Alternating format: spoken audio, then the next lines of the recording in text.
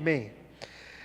Se você já estava aqui, ali no começo de 2024, você se lembra que aconteceu um episódio, ou então um momento um tanto quanto importante, singular na minha vida, que foi depois de 27 anos, a primeira vez que eu andei de avião. Se você se lembra, eu comecei naquela semana a sonhar com o avião caindo. Eu sonhava que eu tinha que pular do avião no alto. Eu sonhava que o piloto do avião esquecia onde é que tinha que ir e parava em outro lugar e não em Brasília. E foi aquela confusão toda. E quando eu cheguei no aeroporto no dia da viagem, o Luiz passou em casa, já era ali quase 5 horas da manhã, pelo horário do voo. Fomos para o aeroporto, eu ia tremendo. E para piorar, eu estava com dengue e não sabia, morrendo de dor, mas fui do mesmo jeito. E foi aquele momento ali com um turbilhão de coisas acontecendo, até que um senhor muito simpático, e eu infelizmente me esqueci o nome dele, me parou na fila de entrada ali para o portão do voo específico e começou a conversar comigo. E aquele senhor disse, olha, é a primeira vez que eu ando de avião. E eu falei, e eu também, né? E ele, eu estou com um pouco de medo. E eu também. E ele disse que ia realizar o sonho da vida dele, que não era ir para Brasília, que não é lá uma coisa muito grandiosa para um sonho de vida, né? Não era andar de avião necessariamente, mas o maior sonho que ele tinha era tirar uma foto com os pilotos dentro da cabine. Meus irmãos, esse senhor, no período de fila, repetiu pelo menos umas 20 vezes isso. E aí a gente chegou lá no guichê, desbloqueia o celular, mostra o QR Code, e ele pegou no braço do rapaz lá, do comissário, falou assim, meu filho, eu preciso tirar uma foto com o piloto, você me ajuda? Ele, não, conversa lá dentro que o senhor vai conseguir. Ele entrou, a gente entrou no avião, desceu a rampa e ele falando com a pessoa que estava acompanhando ele de tirar essa foto. Entramos no avião, vem lá a comissária, bem-vindos, bom dia e tal, e ele agarrou na mão da mulher, falou assim, minha filha, eu preciso tirar uma foto com o piloto na cabine. Você me ajuda, por favor, a tirar? Ela, não, pode sentar que a gente vai ajudar o senhor. E aí ela foi e sentou lá com a pessoa e tal, e aí vem a moça para fazer o treinamento para o avião finalmente sair do lugar, ensinar a máscara, pegar a cartilha, e lá está dizendo, se tivesse dúvidas e tal, quem levanta a mão? O mesmo senhor. Minha filha, eu quero tirar foto com o piloto, você me ajuda e tal. Senhor, chegando lá a gente conversa. Aí o avião vai, aquela coisa toda, e tira a foto e não sei o quê. E aí a moça fala, que estava junto com o rapaz, falou, olha aqui, vô, que coisa bonita, né? Ele falou, minha filha é bonita, mas mais bonito é eu tirar uma foto com o piloto e tal. E cada vez que ele tocava nesse assunto, as fileiras ao redor já começavam a dar risada, porque todo mundo estava vendo a aflição que ele estava ali para realizar o sonho dele. Veio lá a comissária com o carrinho, o senhor aceita água, o senhor aceita o café, ele aceita um café e uma foto com o piloto na cabine, aquela coisa toda. E meus irmãos, a gente estava do meio para trás, né, da asa para trás do avião. Então pousou em Brasília, aquela coisa toda, a pessoa começou a sair, e o rapaz lá, mexendo já na pessoa que estava acompanhando, para ir logo e tal, e aí ele foi andando até a cabine, finalmente ele estava diante da cabine que ele tanto sonhou, e ele perguntou para a aeromoça, agora eu posso entrar para tirar a foto aí que eu estou querendo? E ela falou assim, senhor, faltam poucas pessoas para sair, o piloto já sabe. Espera só um pouquinho, que ele vai atender o senhor e a gente vai tirar uma foto com muita alegria para o senhor, viu? E aí ela quis até fazer um agrado, né? Falou, eu vou pegar o chapeuzinho, que eu não lembro o nome lá, vamos pôr o chapeuzinho para o senhor tirar a foto. E ele falou assim, minha filha, eu tenho que esperar? E ela, sim, mas é coisa rápida, irmãos. Eu estava atrás dele. Se tivesse 10 pessoas, era muita gente. Aquele senhorzinho virou para trás e falou, minha filha, obrigado, deixa quieto. Pegou a mochilinha dele e sumiu no aeroporto. Pois é, eu e mais quem estava atrás, começou a se olhar do tipo, o que aconteceu? Na hora dele realizar o sonho, na hora de finalmente ele chegar naquilo que ele estava esperando tanto para conseguir viver de experiência, ele simplesmente virou e saiu andando. Meus irmãos, eu confesso que eu saí andando até com raiva atrás dele, procurando ele no aeroporto para dizer, meu senhor, pelo amor de Deus, agora o senhor vai tirar essa foto. Não tem escolha, vai ter que tirar essa foto. E no fim das contas, meus irmãos, ao ver a expectativa de uma espera tão pequenininha, aquele senhor desistiu.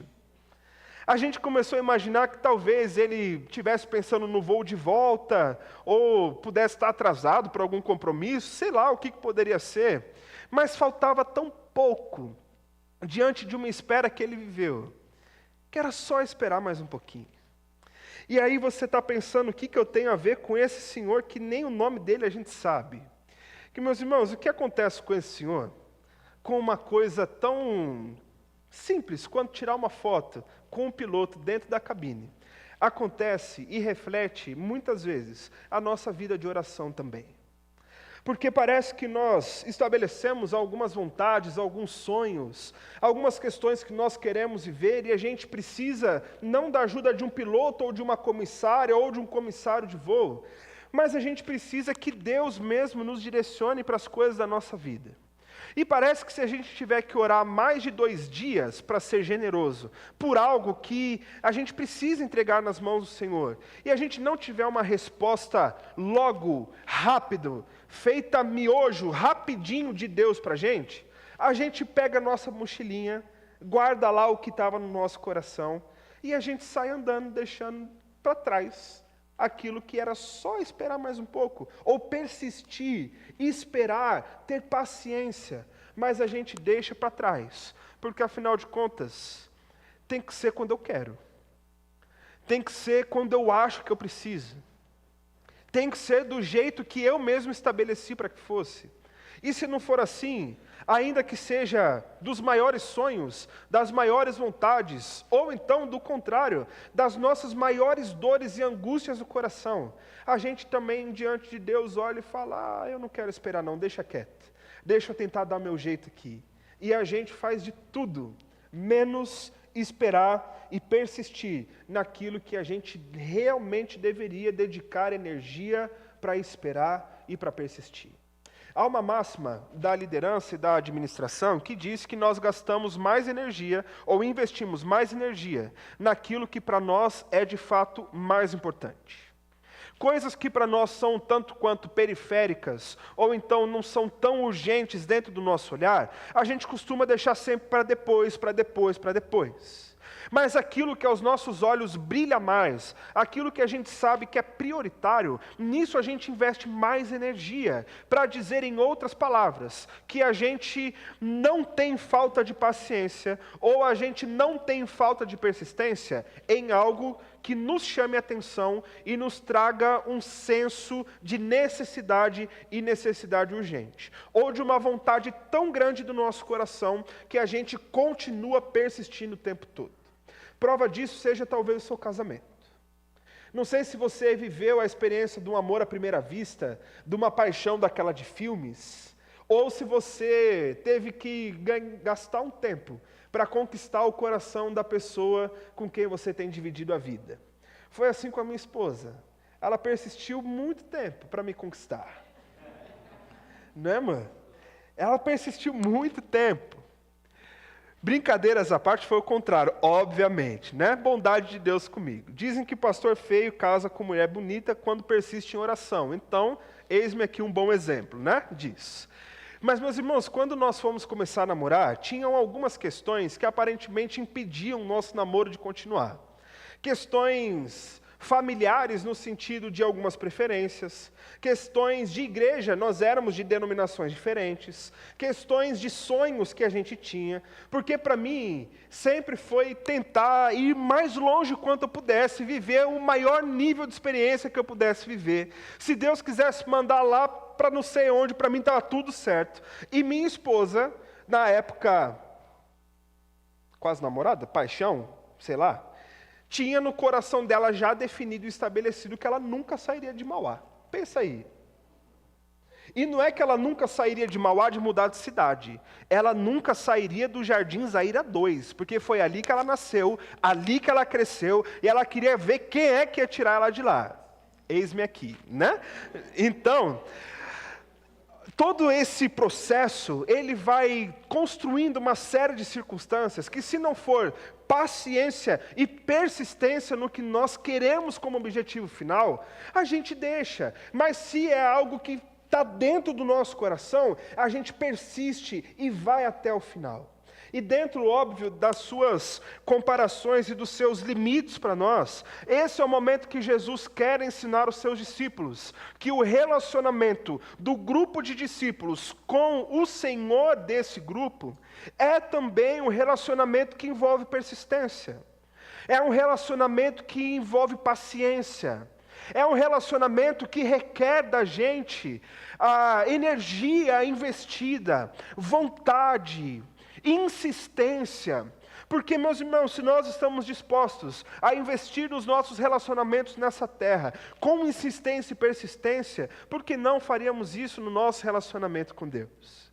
E então, dentro desse pequeno pedaço do texto, a gente pode entender que o que Jesus está tratando e ensinando os seus discípulos é insistir e persistir naquilo que realmente importa para o grupo de discípulos de Jesus. Vamos junto entrar no texto? Meu Deus do céu. Vamos juntos entrar no texto, irmãos? Agora sim. Nós veremos que o que realmente importa para o discípulo de Jesus exige perseverança. Vamos juntos? O que realmente importa exige perseverança. Do verso 7 ao verso 11, começa ali com uma frase, ou então com uma pressuposição de Jesus que causa um pouco de confusão, ou causou um pouco de confusão. No mundo cristão, digamos assim, no mundo evangélico, se podemos dizer assim, principalmente mais recente aqui no nosso Brasil. Porque Jesus começa afirmando aos seus discípulos: peçam e lhes será dado.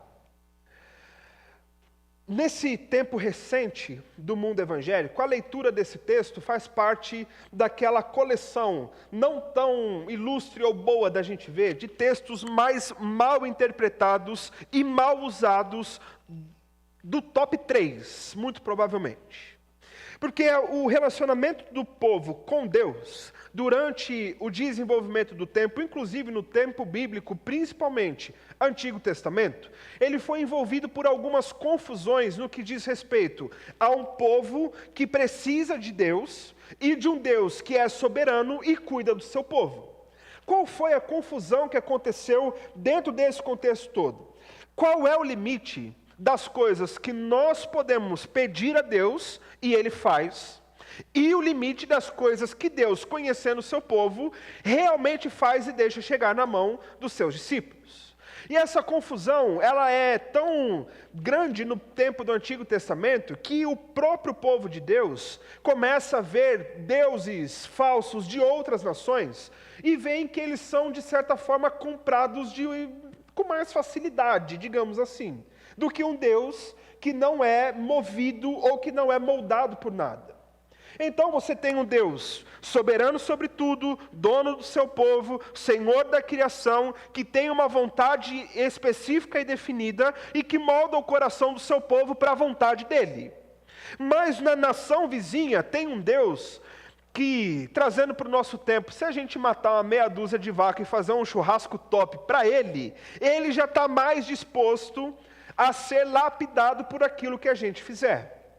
E aí você encontra, por exemplo, em Êxodo 32, o povo de Deus montando um bezerro de ouro, porque Moisés estava demorando para descer com aquilo que Deus tinha dado para ele, naquele período dos 10 mandamentos. Então vamos fazer aqui, junta tudo, pega o Arão agora você é sacerdote desse Deus também, e vamos comprar esse Deus com aquilo que ele exige, porque o nosso Deus está demorando demais.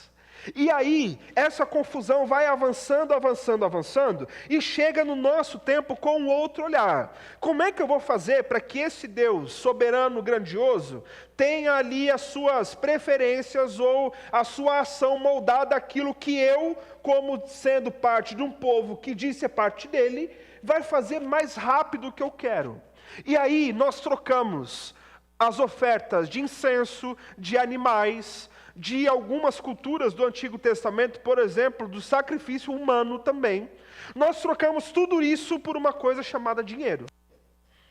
Então eu vou para a igreja, porque eu tenho que ir lá e fazer a oferta para esse Deus, me abençoar, porque afinal de contas eu estou dando uma oferta. É mais ou menos com gente que tenta fazer suborno para policial, né? Não é que é uma corrupção, é um cafezinho para você, né? Então, Deus, eu estou querendo aqui que o Senhor faça algo daquilo que eu mesmo quero que seja feito. Não é que eu estou comprando o Senhor, não, mas eu estou fazendo propósito. Eu estou entrando na campanha. Eu estou colocando dinheiro. Então, Deus, por favor, agiliza aí. E aí, como todo versículo fora do seu contexto vira pretexto para qualquer tipo de desgraça pelo mundo, chega alguém que é beneficiado por esse dinheiro para dizer o seguinte: aquilo que vocês estão dizendo aqui, participando do propósito, da campanha, do que quer que seja, não é algo fora do normal, algo que Deus não aprove, porque olha o que Jesus está dizendo para a gente: peça e será dado. Um ou outro maluco que chega a dizer, inclusive, essa é a garantia que Deus vai fazer o que você quiser. Então você tem que pedir.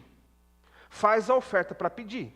Faz o propósito para pedir. Vende sua casa e dá aqui na minha mão para que Deus ouça e dê aquilo que você quer. Em outros casos ainda mais gritantes, líderes religiosos que chegam para dizer: coloque o seu Deus contra a parede, Ele disse que vai dar, você tem que exigir aquilo que você pediu. Então repete comigo: eu determino que o Senhor faça não sei o quê. Eu exijo que o Senhor dê a minha bênção. Aí vem alguém lá, começa a tocar: me dá a minha bênção, para depois subir, né? A música toda lá, e nós vamos obrigar aqui. Deus falou que vai fazer, e nós vamos mover os céus, e mover a mão de Deus, porque Deus vai ter que fazer. Aí vem outro começando a puxar: um quebrantado coração, move o coração de Deus. Vai, traz a oferta, vamos mexer o coração de Deus. E aí você tem um monte de gente que mal conhece o Deus que está devendo alguma coisa para eles. E ao invés de se colocar na posição de povo desse Deus, de discípulos desse Deus, de um povo que precisa desesperadamente, o olhar muda. E agora esse Deus grande, ele não é tão grande assim, mas ele é praticamente o gênio da lâmpada que vai chegar aqui para a gente. Porque ao invés de esfregar a lâmpada, eu jogo um dinheirinho. E aí ele sai e desejo realizado. E esse olhar, meus irmãos, apesar de ser terrível, apesar de ser antibíblico, apesar de ser argumento para massa de manobra de gente simples, na maioria das vezes, por homens que não prestam e muito provavelmente também não herdarão o reino dos céus.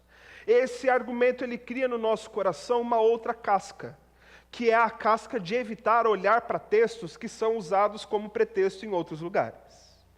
E então parece que, do outro lado da moeda, enquanto tradicionais como nós somos, nós já começamos a entender que esse Deus não é um Deus de tantas bênçãos assim.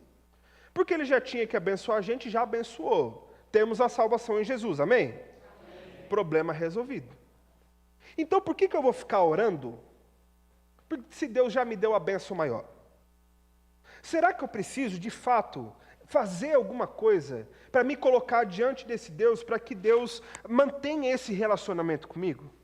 A pergunta que nós mais ouvimos na nossa classe de batismo ou em outros momentos é: se Deus já sabe de todas as coisas, por que eu tenho que orar? Já passou isso na sua cabeça? Que na minha já, foi a primeira pergunta que eu fiz para o meu pastor na época. Deus já sabe tudo, eu vou orar para quê? Vou nada. Cabeça de um adolescente, chato orar, para que eu vou ficar orando? E a gente faz a oração mantra momentâneo. Obrigado, Deus, pela comida, amém, que não falte para ninguém. Rimando, né? Eu sou um gênio do marketing, só não me descobriram ainda. Obrigado, Deus, pela noite que o Senhor me deu, que o Senhor me proteja e tchau, um abraço. Fica Deus lá e a gente segue a nossa vida aqui. Jesus não dá ponto sem nó. Jesus não ensina algo que não tenha um fundamento por trás daquilo que Ele quer ensinar. E no fim das contas, o que o texto está apresentando para a gente não é uma fórmula de oração, não é um meio de alcançar bênçãos inalcançadas, não é coisas que eles não querem que você saiba de como alcançar o lugar sagrado, nada disso. Jesus simplesmente está colocando diante de nós, e na época aos seus discípulos, uma realidade muito simples, com dois princípios importantes para o nosso relacionamento com Deus. Quando nós oramos e pedimos coisas a Deus, de fato Deus concede a cada um de nós. Talvez não seja necessariamente na medida que nós pedimos, ou aquilo que nós estamos querendo que Ele faça, mas que Deus nos dá de acordo com aquilo que a gente precisa.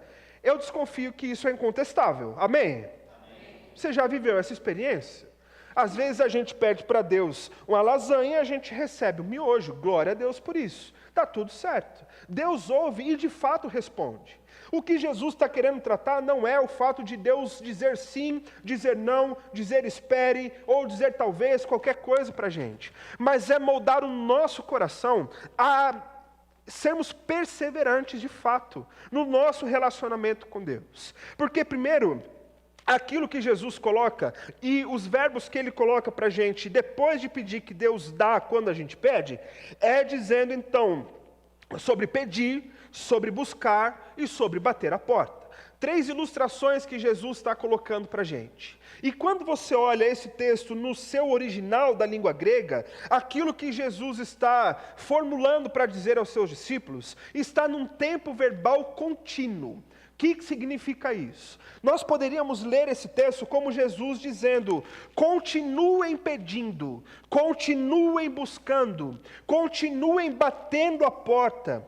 É a ideia de um esforço, é a ideia de nós colocarmos de fato energia naquilo que nós estamos vivendo no nosso relacionamento com Deus, como pessoas que, sabendo que o que realmente importa, o que realmente move o nosso coração, precisa que a gente seja cada vez mais perseverantes no nosso relacionamento com Deus. E aí, meus irmãos, o desafio se estabelece para a gente, porque segundo uma análise de D.A. Carson sobre esse texto, ele diz para nós que Deus se mostra em todo o Novo Testamento como um pai que aparentemente deseja ensinar os seus filhos através do esforço e da perseverança.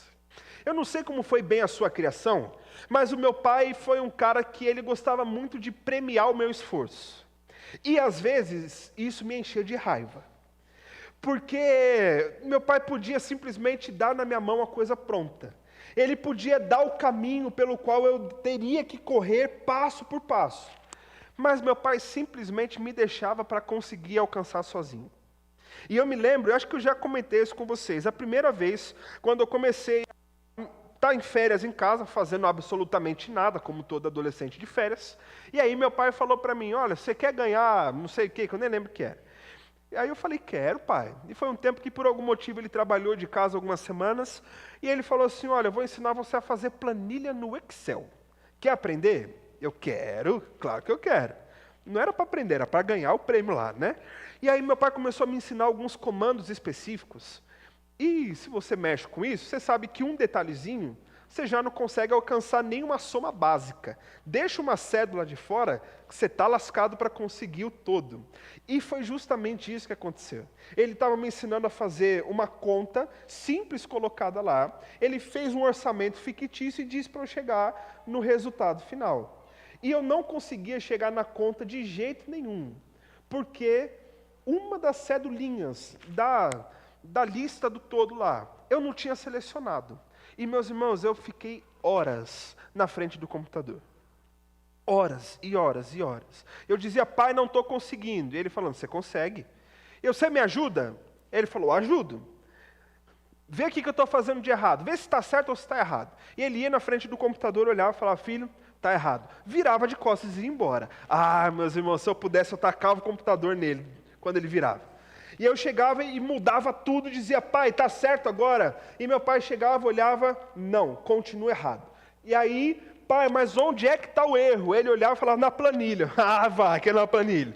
Procura, menino. E eu lá procurando. No fim das contas, eu encontrei um mísero clique para resolver a minha vida. E, meus irmãos, a sensação foi tão gostosa. A raiva que eu estava foi trocada por um senso de ter aprendido uma coisa muito diferenciada. E eu nem preciso dizer que eu voltei para a escola na semana seguinte dizendo que eu tinha aprendido a fazer tabela do Excel. Coisa linda! Pelo fruto do meu próprio esforço, do que meu pai me ensinou. E a gente sabe, meus irmãos, e muitas vezes a gente vê os resultados de uma sociedade que recebeu tudo na mão. Porque o esforço hoje em dia não é mais premiado. O esforço é lamentado. Coitado do meu filho, coitada da minha filha. Mas ele vai se frustrar, mas ela vai se chatear. E dá tudo pré-moldado na mão de uma sociedade que não consegue mais pensar. Talvez isso seja pedagógico, proposital da parte de Deus para com a gente, meus irmãos. Não é que Deus quer que a gente produza necessariamente alguma coisa, mas Deus espera que pela perseverança, pela insistência, pela continuidade proposital, a gente cresça na nossa fé, a gente adquira maturidade espiritual, de saber que vale a pena a gente manter o nosso relacionamento com Deus. Vale a pena a gente pagar o aparente preço de insistirmos na nossa vida com Deus. Não terceirizarmos aos outros, mas tomarmos esses passos dizendo, é comigo que Deus quer tratar. Eu é que sou o filho desse pai que quer ver o esforço. Eu é que sou aquele quem Deus está procurando para tratar, inclusive, na minha perseverança com Ele.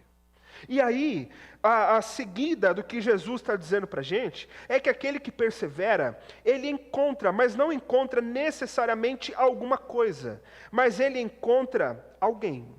Porque na sequência do que o texto está trazendo para a gente, nas palavras de Jesus, ele vai dizer, continuem buscando, continuem batendo, continuem pedindo, de certa forma, e aí então todo aquele que pede recebe, o que busca encontra, no fim das contas o resultado vai ser alcançado. Mas Jesus não vem na sequência para trazer para a gente que aquele que buscou em Deus uma bênção X, foi lá e de fato tenha recebido essa bênção X. Mas o cenário que Jesus monta para a gente é que nós não encontramos o que na perseverança, mas nós encontramos um alguém na perseverança, e propositalmente Jesus continua trazendo quem é então dentro de vocês que já tem um coração mau, que não faria bem aos seus filhos, quanto mais o Pai a quem vocês estão orando, quanto mais o Pai a quem vocês estão pedindo, quanto mais o Pai à porta de quem vocês estão batendo.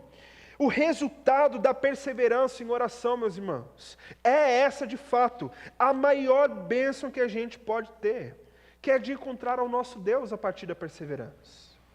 A promessa de Deus em toda a Bíblia, inclusive para o povo da antiga aliança. Lembram-se do que Jeremias dizia? Na versão antiga que a gente decorou na escolinha das crianças. Buscar-me-eis e me achareis quando me buscardes de todo coração. Depois o tempo vai passando e Jesus parece estar reafirmando isso para dizer, insistam, perseverem, vão para cima, vão em frente, porque lá vocês encontrarão o Pai que espera por vocês. Jesus já deu spoiler na oração do Pai Nosso, que nós vimos juntos aqui. Há um Pai Nosso que está no céu, mas que mesmo estando lá, Ele inunda, Ele completa a nossa realidade para que a gente o encontre, como um Deus relacional, um Deus amoroso, um Deus que se aproxima da gente. E então, buscando através da oração, é esse Pai que nós vamos achar, o Pai bondoso, o Pai amoroso, ainda que o nosso coração seja mau. Por isso, meus irmãos, o que realmente importa na oração, a partir da perseverança, não é o resultado que nós vamos escolher, mas é quem nós vamos encontrar enquanto nós persistimos em oração. A gente não ora buscando um método de oração. A gente não ora buscando um segredo inalcançado em oração. A gente ora simplesmente porque a gente quer encontrar o nosso Pai. E quando o Pai é encontrado, Ele concede bênçãos. Mas acima disso, é Ele que está esperando a gente. É Ele que está ouvindo a gente.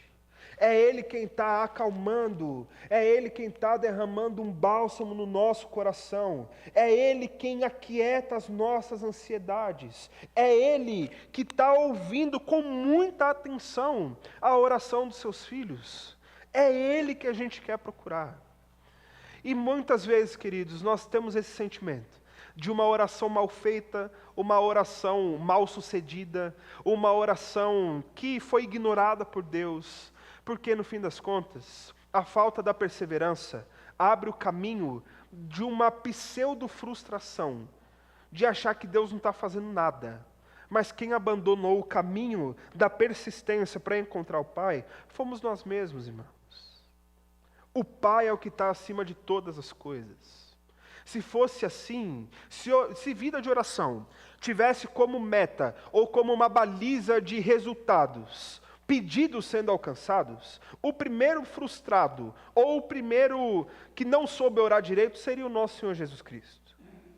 Que se você se lembra, quando ele estava a caminho da crucificação, sofrendo com medo, com angústias, como o texto bíblico diz para a gente, teve um momento que Jesus disse em oração a Deus: Pai, se for possível, afasta de mim esse cálice.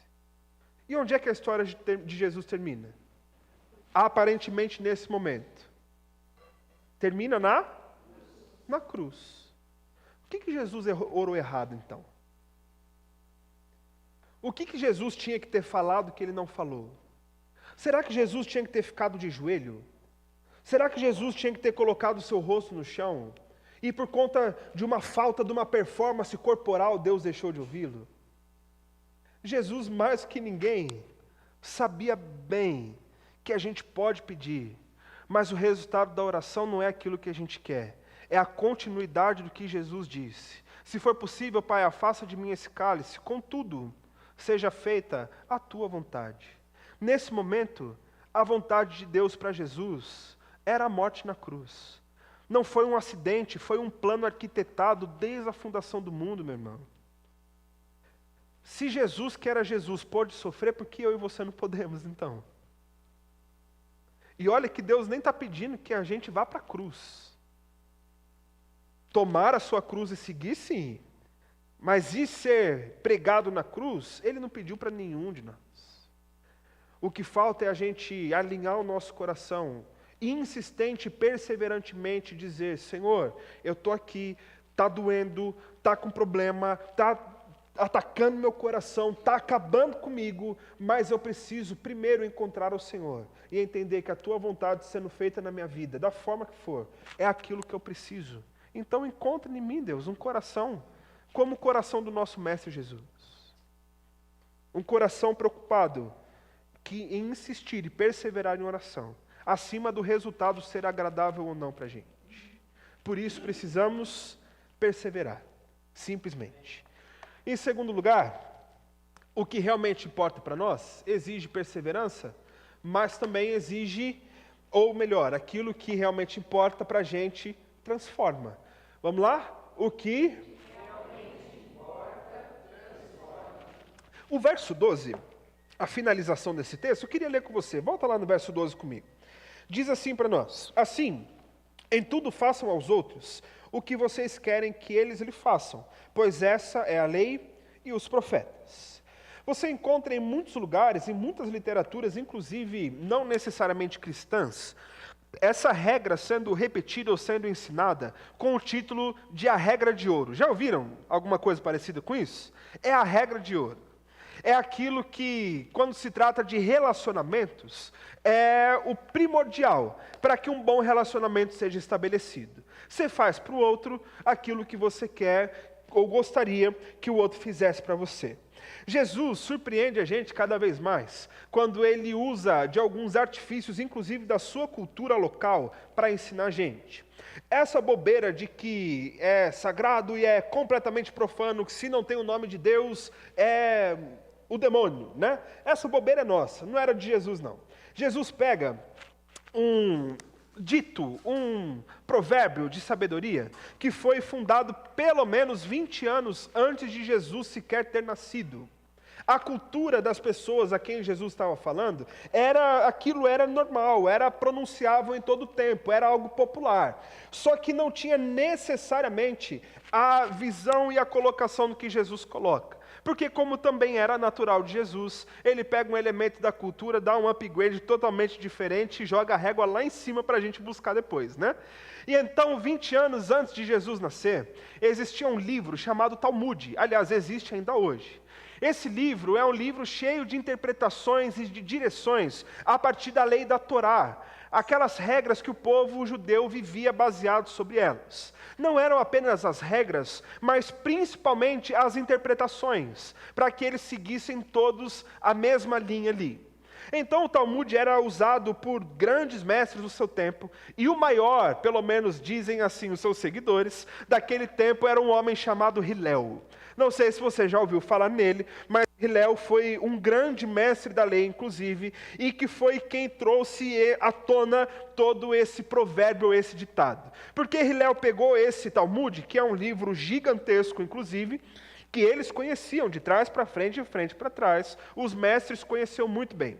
E Hillel faz um desafio a um outro mestre da lei, para que ele ficasse em uma perna só, e lesse todo o livro da interpretação do Talmud.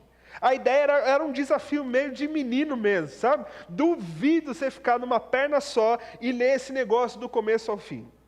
Obviamente, o oponente de Hillel, aquele a quem ele, de certa forma, desafiou, disse para ele que era impossível fazer um negócio daquele. Não dá para isso ser feito. E ele desistiu, ou melhor, nem aceitou o desafio. E então foi quando Hillel disse a sua frase célebre: ele disse PIBVG é uma igreja para você, né? Não. Ele disse o seguinte: não faça ao outro o que é odioso a você. E essa é a lei. Basicamente, Hillel quis fazer um resumo de todas as coisas para dizer: seria certo fazer isso com a outra pessoa? Não, isso seria odioso. Então faz o seguinte: o que é odioso para você também precisa ser odioso para o outro. Um homem sábio, de fato, com a sabedoria da lei que ele tinha e daquilo que ele seguia. Só que o problema é que Jesus, ao transformar a visão desse texto para a gente, ele vai trazer a ideia de que não é apenas não faça ao outro o que você não quer que seja feito a você.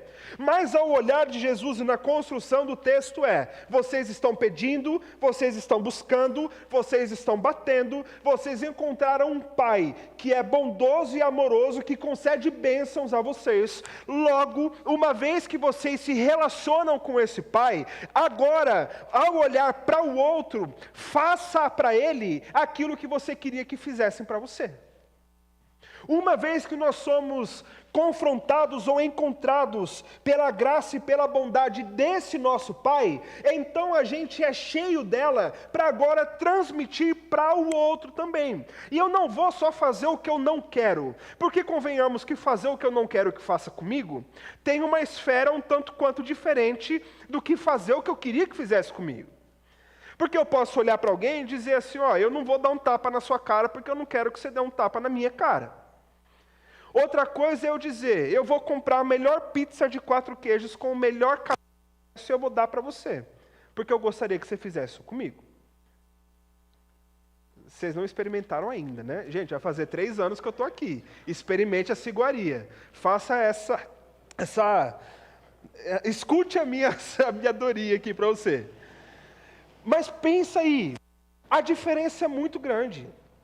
Fazer sem esperar nada em troca, fazer simplesmente para tentar fugir de algum tipo de consequência, é muito diferente do que intencionalmente eu fazer para você o que eu queria que fosse feito para mim, sem daqui a algum tempo dizer: você está lembrado do que eu fiz lá para você?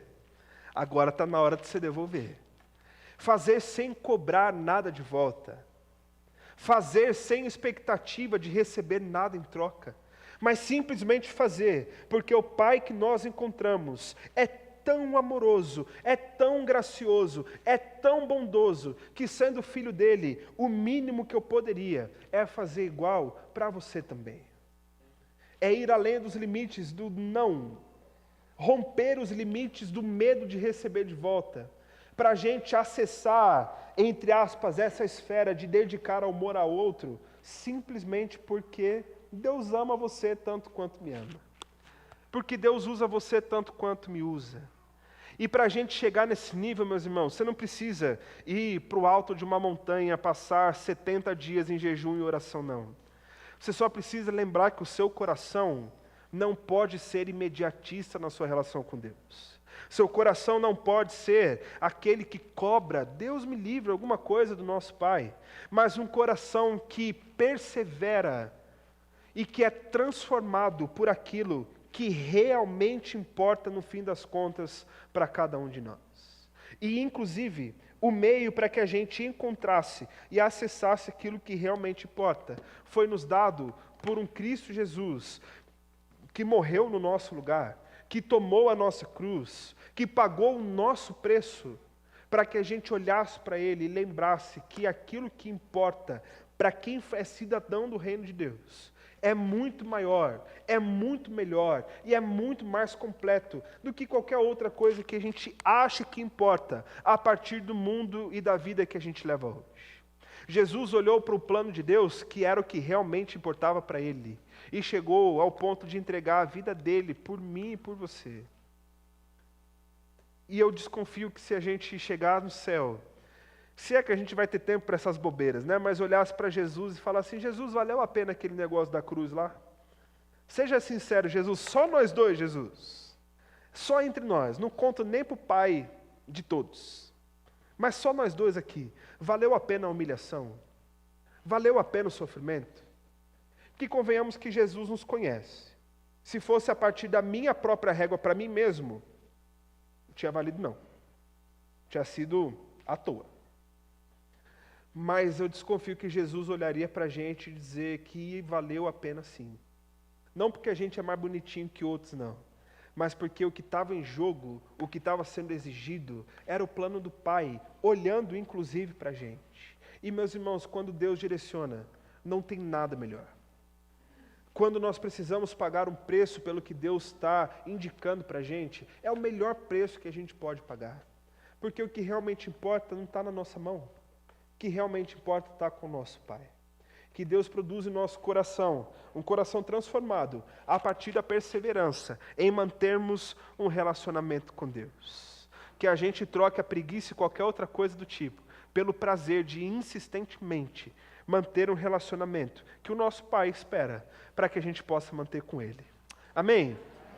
E essa é a noite em que nós celebramos, inclusive, a nossa própria identidade renovada, ou então recolocada, se é que nós podemos dizer assim, ressignificada, a partir do plano de Deus que realmente importava para a gente. Como eu comentei pela manhã e quero mais uma vez reforçar, essa é a mesa da festa dos que foram salvos por Cristo Jesus.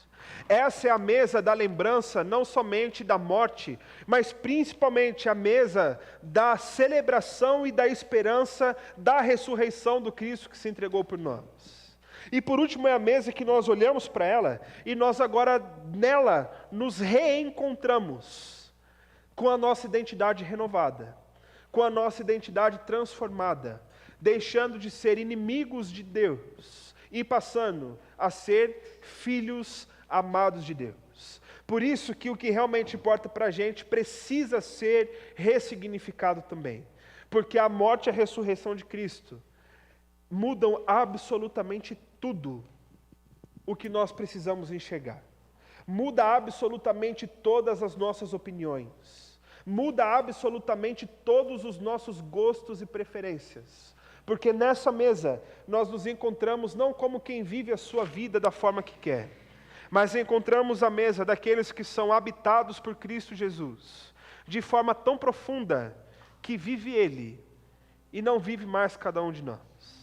Essa é a mesa em que voltamos e podemos pedir a Deus, Senhor, me ajuda a reavaliar e reconsiderar onde é que está o meu coração. Para lembrar da renovação da aliança, não como uma agenda do mês que a gente faz porque tem que fazer, mas para que seja um tempo, ainda que curto e pequeno, para que a gente possa trazer o nosso coração de volta para perto do nosso Senhor e pedir que, fazendo isso, Ele nos ajude a realinhar da forma que Ele espera e da forma que Ele quer de cada um de nós. Então, se você é um discípulo de Jesus, convertido, tem convicção de que você é uma nova criatura em Cristo Jesus, eu quero pedir que você fique de pé, porque essa mesa é sua também, se você pode.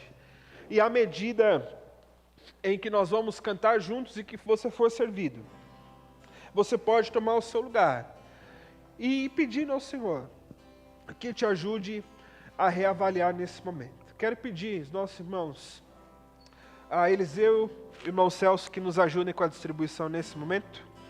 Vamos cantar.